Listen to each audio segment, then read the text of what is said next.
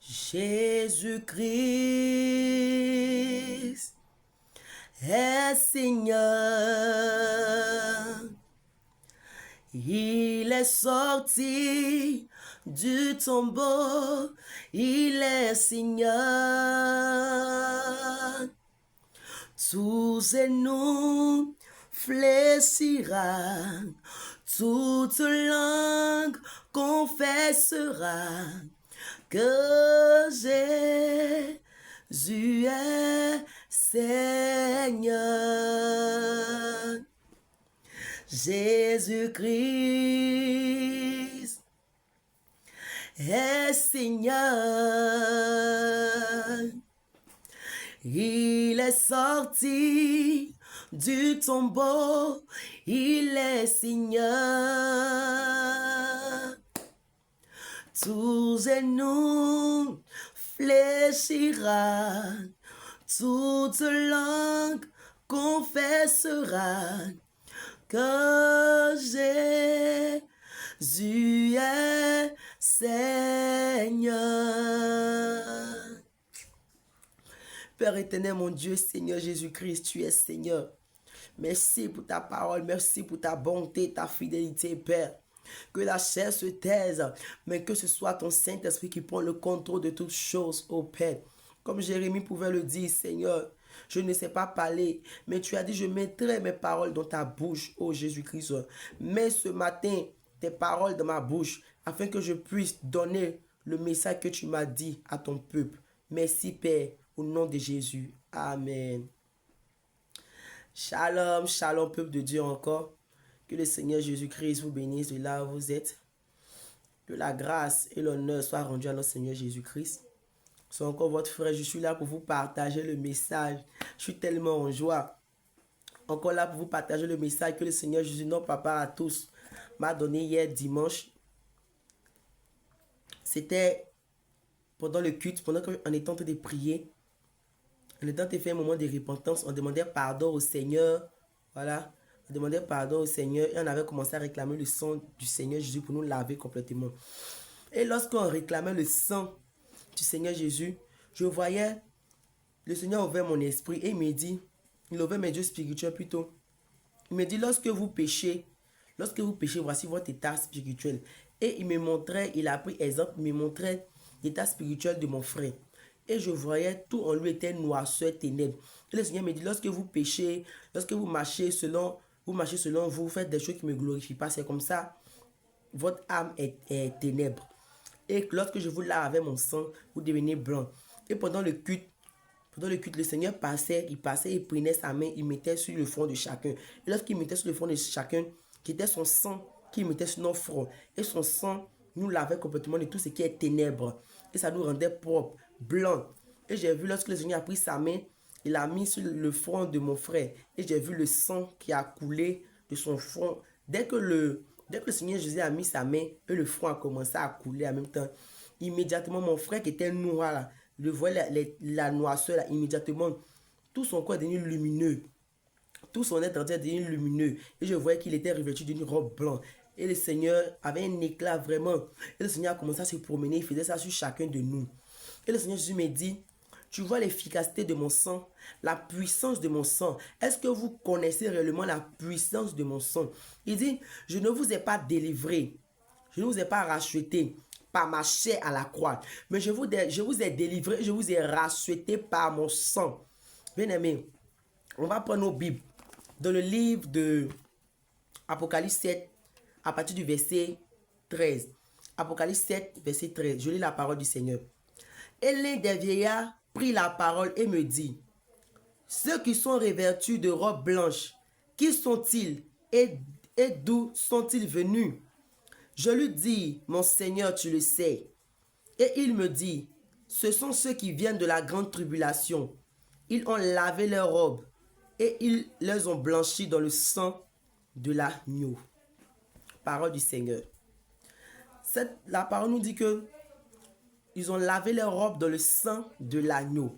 Je continue le message. Le Seigneur m'a aussi donné d'autres versets que, au fur et à mesure, je vais vous donner. Et que le Seigneur me disait que ce n'est pas par ma chair que je vous ai racheté. Mais c'est par mon sang. C'est mon sang qui vous justifie. C'est par mon sang que vous êtes sauvés. C'est par mon sang que vous êtes guéris. C'est par mon sang que vous êtes renouvelés. Est-ce que vous connaissez la puissance de mon sang? Vous ne connaissez pas la puissance de mon sang. Il dit, vous ne connaissez pas la puissance de mon sang. Connaissez-vous la puissance qu'il y a dans mon sang? Et le Seigneur ajoute, il me dit, utilisez mon sang en toutes choses. Pour faire vos prières, utilisez mon sang. Même lorsque vous priez pour les malades, lorsque tu pries pour ta vie, il dit réclame son sang, utilise son sang dans ton foyer, dans tes études, dans ta vie, dans tous les domaines de ta vie. On doit réclamer son sang, que son sang, il y a une puissance, son sang, il y a une efficacité dans son sang. Que en toutes choses, on doit réclamer son sang, on doit utiliser son sang. Et quand le Seigneur a fini de me montrer ça, dans la prière, le Seigneur a fini de me montrer ça. Et le Seigneur maintenant enlève, c'est-à-dire que le Seigneur maintenant enlève mon esprit. Pendant la prière, il m'enlève mon esprit. Et il m'emmène, c'est-à-dire que le jour qu'il a été crucifié. Et je le vois, le Seigneur me montre sa crucifixion. Et il était sur la croix. Et lorsqu'il était sur la croix, je voyais le sang qui quittait de sa tête jusqu'en tout son être entier. Et ça tombait sur la terre. Et le Seigneur Jésus me disait que, tu vois, j'ai dominé sur l'eau. J'ai dominé les principautés des eaux. Lorsque je marchais sur l'eau, je dominais les principautés des eaux. Lorsque j'étais dans la barque avec mes disciples, lorsque j'étais dans la barque avec mes disciples, et j'ai calmé la tempête. C'est-à-dire qu'il y avait d'autres principautés encore dans ce lieu, dans ce lieu que j'ai dominé encore. Parce que les disciples ont dit, même le vent lui obéit. C'est parce qu'il y avait d'autres principautés dans le vent que je devais encore dominer. Et ensuite, le Seigneur a commencé maintenant à me relater tout ce qu'il a fait, ses exploits, les miracles, tout ça. Et le Seigneur Jésus me dit, regarde le sang qui va couler sur la terre. Et lorsque le sang est quitté sur lui à la croix, c'est tombé sur la terre, il dit, mon sang que tu vois qui vient de tomber sur la terre, là, mon sang a dominé aussi les principautés qui sont dans la terre. C'est comme ça le Seigneur Jésus me disait. Il dit, mon sang aussi a dominé les principautés qui sont sur la terre. Que mon sang qui vient de couler, mon sang qui est tombé sur la terre, vient de sanctifier le lieu, vient de sanctifier la terre. C'est comme ça le Seigneur me disait. Et ensuite, le Seigneur a rendu, comme tout le monde le sait dans sa parole, il a rendu l'esprit. Le Seigneur est mort. Mais avant ça, le Seigneur me disait que quand tu prends le livre de Exode, je vous donne le passage, Exode 12, versets 21 à 27. Lorsqu'il disait au peuple, Exode 12, versets 21 à 27. Lorsqu'il disait à Moïse, il a dit au peuple, tuez un agneau et prenez le sang de l'agneau, vous allez mettre sur les linteaux de votre porte. Là, lorsque viendra l'ange de la mort pour frapper, il va passer au travers, c'est-à-dire qu'il ne va pas vous toucher. Et c'est cela que le peuple d'Israël a fait. Ils ont pris le sang, ils ont mis sur toute la maison. Et quand l'ange de la mort est passé, l'ange de la mort a survolé. Et le Seigneur me dit, c'est la puissance de mon sang. C'est mon sang qui a fait que lorsque la mort est venue, la mort a passé. Que utilisez mon sang en toutes choses. Utilisez mon sang, répandez mon sang dans votre maison. Répandez mon sang partout. Dans votre nourriture, dans votre maison, répandez mon sang partout. Parce que c'est dans mon sang qu'il y a la puissance. Et lorsque le Seigneur Jésus a fini de me dire ça, et il m'envoie dans le livre d'Apocalypse, dans même Apocalypse 7, à partir du verset 2 à 3, je lis la parole. Il dit, et je vis un ange qui montait du côté du soleil levant et qui tenait le sceau du Dieu vivant. Il cria d'une voix forte aux 4 anges à qui il avait donné de faire du mal à la terre et à la mer. Et il dit, ne faites point de mal à la terre, ni à la mer, ni aux arbres, jusqu'à ce que nous ayons marqué du sceau le front des serviteurs de notre Dieu. Et le Seigneur Jésus me dit, ce même verset de Exode 12, c'est cela que j'ai répété encore dans le livre de Apocalypse 7 à partir du verset 2 à 3. Je dis comment Seigneur, il dit la marque qu'on parle là, c'est pas autre chose, que c'est mon sang qui sera sur mes vrais serviteurs, Que c'est mon sang qui va faire la différence. Ceux qui auront la marque, c'est-à-dire qu'ils auront le sang de Jésus sur leur front, ils auront le sang de Jésus sur eux. Que c'est ça qui est la marque, c'est ça qui verra une différence entre nous, les vrais enfants de Dieu, et les gens qui sont dans le monde. Parce que la marque, il dit la marque là, c'est le sang. Parce que dans le livre de Exode, lorsque le peuple d'Israël devait sortir, que le Seigneur envoyait l'ange de la mort, les peuples, les Égyptiens n'avaient pas reçu cette révélation. Ils n'avaient pas la marque, c'est-à-dire qu'ils n'avaient pas le sang de l'agneau. Mais les Israéliens avaient le sang de l'agneau. C'est ce sang-là, lorsque la mort a frappé, c'est ce sang-là qui les a protégés, ce sang-là qui a permis que la mort ne les touche pas. Et c'est ce verset encore que le Seigneur est venu répéter dans Apocalypse. C'est que quand tous les fleuves vont arriver, quand la mort va frapper ici, quand beaucoup de choses, puisque nous sommes dans les derniers temps, comme tous ces flots que l'Apocalypse a décrit est en train d'arriver, en train de se passer, le Seigneur dit, c'est seulement ceux qui auront la marque. Ceux qui auront la marque, c'est seulement les personnes qui auront le sang de l'agneau sur leur front. Ceux qui vont laver leur robe dans le sang de l'agneau. Ceux qui auront la marque du Seigneur Jésus sur eux là. C'est le sang qui va couler sur eux. C'est ça seulement qui va protéger ces personnes. C'est ça qui va nous protéger. Donc, toutes ces personnes qui auront le sang de Jésus sur les fronts, qui représentent la marque et le sceau du Seigneur Jésus sur eux, toutes ces personnes-là, lorsque ces flots, ces différents flots que l'Apocalypse a décrits, lorsque la mort va passer, lorsque la misère, tous ces flots que vous pouvez imaginer que l'Apocalypse a décrits là, lorsque ça va arriver là, mais ces personnes qui auront le sceau et qui auront le sang de Jésus sur eux, c'est-à-dire que tout ce qui va arriver là, ça va survoler, c'est-à-dire que ça ne va pas les atteindre parce qu'ils ont la marque de l'agneau, ils ont le sang de Jésus sur eux. Et je continue. Et lorsque le Seigneur m'a en éveillant l'esprit me montrait cela, lorsque le Seigneur a rendu l'esprit, il est mort, il est descendu dans le séjour des morts. La parole du Seigneur nous dit dans le livre de 1 Pierre 3, verset 19, le Seigneur est descendu dans le séjour des morts là-bas. Voilà. Et lorsque le Seigneur me montrait qu'il est descendu dans le séjour des morts, bien aimés, il y a un combat qui s'est passé. Et le Seigneur Jésus a remporté ce combat avec son sang. C'est pour ça que j'ai commencé à chanter ce cantique-là, pour glorifier le nom du Seigneur. Parce que la résurrection de notre Seigneur Jésus, ce n'était pas un petit combat. C'était un grand combat qui est en train de se passer. Et lorsque le Seigneur est descendu dans le séjour des morts, je voyais des démons qui écartaient. C'est-à-dire que des démons mais qui ont écarté la voie. Ils se sont écartés. Et le Seigneur passait. Et le diable de son trône, il dit, qu'est-ce qui prouve que tu nous as vaincus réellement à la croix? Parce que tu es mort, tu t'es retrouvé ici dans le séjour des morts ici. Qu'est-ce qui prouve que tu nous as vaincus à la croix? Parce que le diable fait la représentation de ce que le Seigneur fait. De la même manière qu'il y a le lieu du repos où les âmes qui sont mortes dans le Seigneur vont se reposer. C'est comme ça aussi le diable aussi a créé le séjour des morts. C'est-à-dire que ceux qui ont vécu dans le péché n'ont pas fait des bonnes choses là. Eux aussi ils ont les coins où ils vont se reposer que le séjour des morts. Et lorsque le Seigneur Jésus est descendu dans le séjour des morts, le diable lui dit, mais qu'est-ce qui prouve que tu nous as vaincus? Mais lorsqu'il est descendu dans le séjour des morts, les démons se sont écartés. Et tout le corps du Seigneur était du sang. De la tête jusqu'aux pieds, tout était du sang. Et le diable a dit, mais qu'est-ce qui prouve que tu nous as vraiment dominés? Et le Seigneur Jésus a levé sa main. Comme ça. Et lorsque le Seigneur Jésus a levé sa main, sa paume était percée. Et lorsque sa paume était percée, c'est le sang qui était sur sa paume. Tout son être entier était du sang. Et le Seigneur dit, je vous ai vaincu par mon sang à la croix. Je ne vous ai pas vaincu par ma chair, mais je vous ai vaincu par mon sang à la croix. Et lorsque le Seigneur a montré sa paume, il a montré le sang qui coulait sur lui. Automatiquement, c'est-à-dire que son sang même le sang du Seigneur Jésus même est tellement puissant. Les démons ont fui. À cause du sang qui était sur lui, les démons ont fui. Et le diable même s'est totalement écarté même. Le diable s'est complètement écarté. Parce que le Seigneur Jésus dit, il a vaincu par son sang. Et le diable vraiment a vu que le Seigneur Jésus avait vraiment vaincu.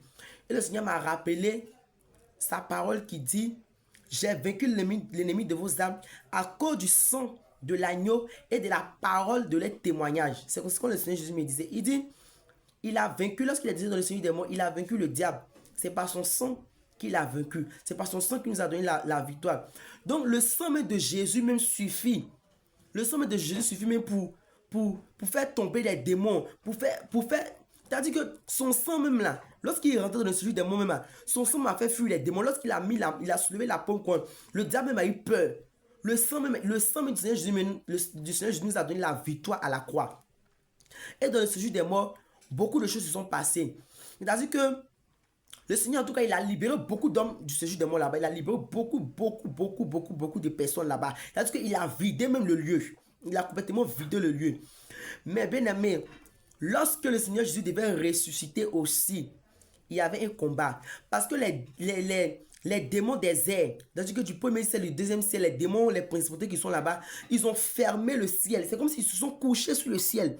Ils ont fermé pour empêcher la résurrection du Seigneur Jésus. Les démons, le diable était prêt à tout. Lorsque le Seigneur Jésus est descendu du séjour des morts, qu'il a vaincu, maintenant il doit remonter du séjour des morts pour dire maintenant qu'il est ressuscité. Et ce jour-là, c'était un combat. Et les démons ont fermé le ciel pour empêcher la résurrection du Seigneur Jésus. Et le Seigneur Jésus me dit, voici le chant que les anges ont chanté. Les anges ont commencé à descendre depuis le ciel. Le ciel, ils ont commencé à descendre. Ils ont chanté un cantique. Et c'est ce cantique-là qui a débloqué, c'est ce cantique qui a projeté tous les démons. Et ça a ouvert le ciel. Et notre Seigneur Jésus est ressuscité. Et ce cantique est dans le livre de Psaume 24 à partir du verset 7. Il dit, porte, élevez vos linteaux. C'est beaucoup de monde ont entendu ce verset. Psaume 24. Porte, élevez vos linteaux. Que le roi de gloire fasse son entrée. Qui est donc ce roi de gloire? L'Éternel fort et puissant. C'est ce cantique-là que les anges ont commencé à chanter.